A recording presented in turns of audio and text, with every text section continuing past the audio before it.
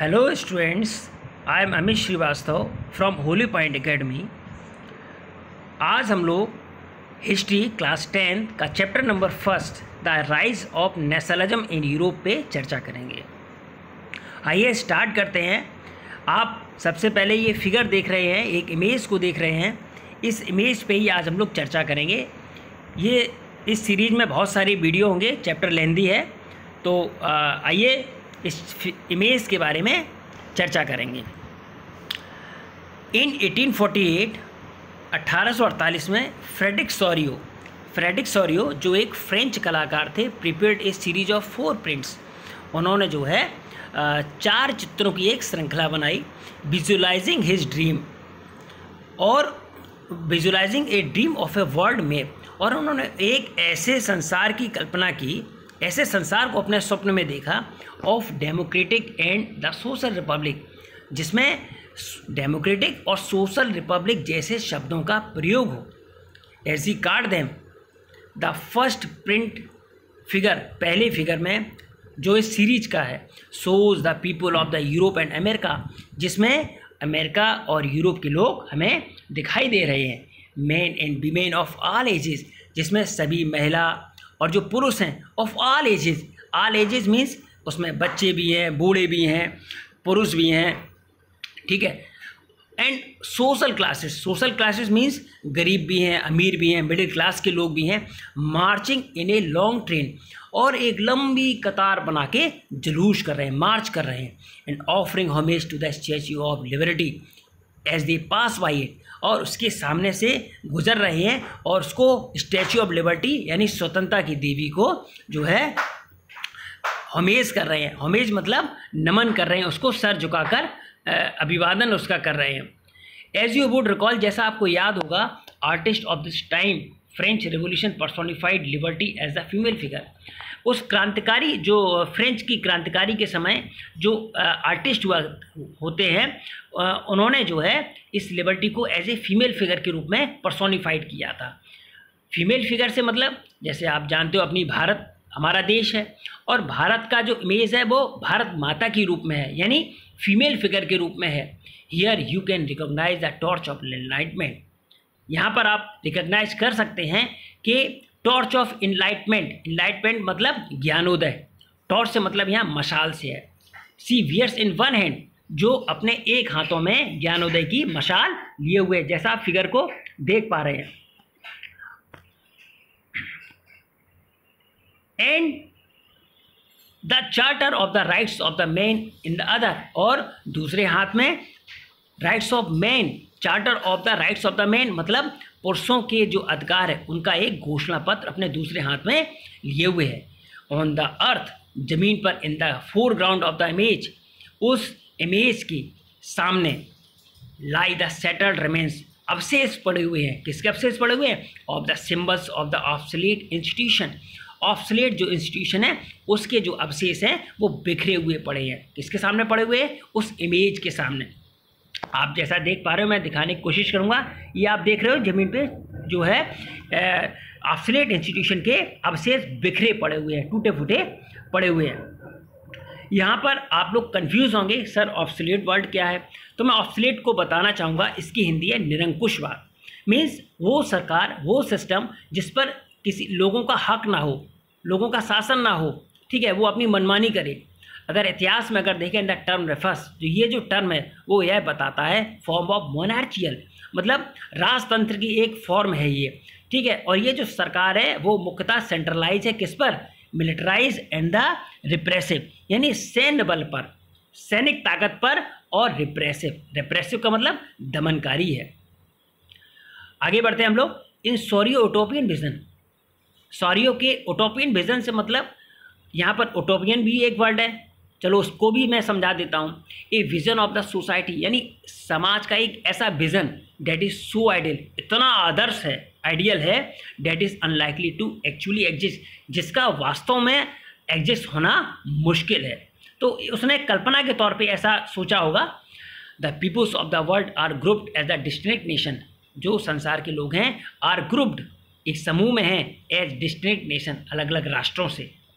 Identify through their flags, जो identify हैं, किसके माध्यम से आइडेंटिफाई कर रहे हैं? देयर फ्लैग्स, अपने झंडों से, एंड नेशनल कॉस्ट्यूम से मतलब पोशाक, अपनी राष्ट्रीय पोशाकों से अपनी आइडेंटिफिकेशन कर रहे हैं, अपने आप को आइडेंटिफाई कर रहे हैं। लीडिंग द प्रोसेसन, और इस जो प्रोसेसन हो रहा है यानी जो जुलूस हो रहा है, इसकी लीडिंग जो हो रही है with the pass statue of the liberty, जैसे ही वो जो लिबर्टी है, स्टैच्यू ऑफ लिबर्टी है स्वतंत्र, ठीक है, उसके आगे वो इस जुलूस की अगुवाई कर रहे हैं, लीडिंग कर रहे हैं। Are the United State and the Switzerland, उसमें कौन है? यूनाइटेड स्टेट्स है और स्विट्जरलैंड है। By this time were already nation state, which why this time were already nation state, और उस समय जो है ये नेशन स्टेट्स जो है हो चुका था।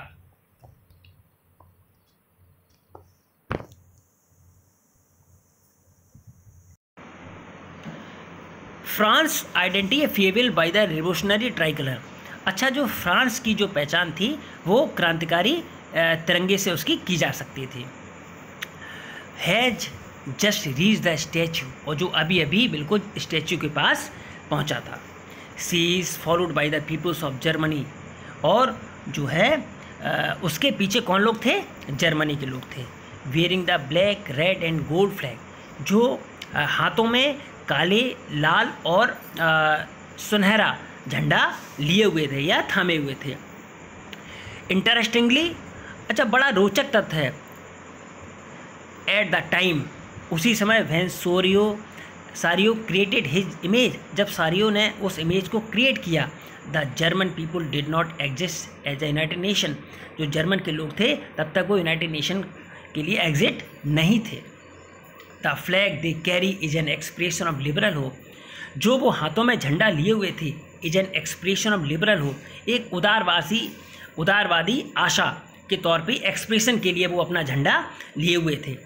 इन 1848 to unify the numerous German speaking, बहुत से लोगों को यूनिफाई करने के लिए, कौन लोग? जर्मन स्पीकिंग प्रिंसिपलिटीज़, यानी जर्मन स्पीकिंग की जो रियासतें थीं, इनटू ए नेशन, एक राष्ट्र में, इनटू ए नेशन स्टेट,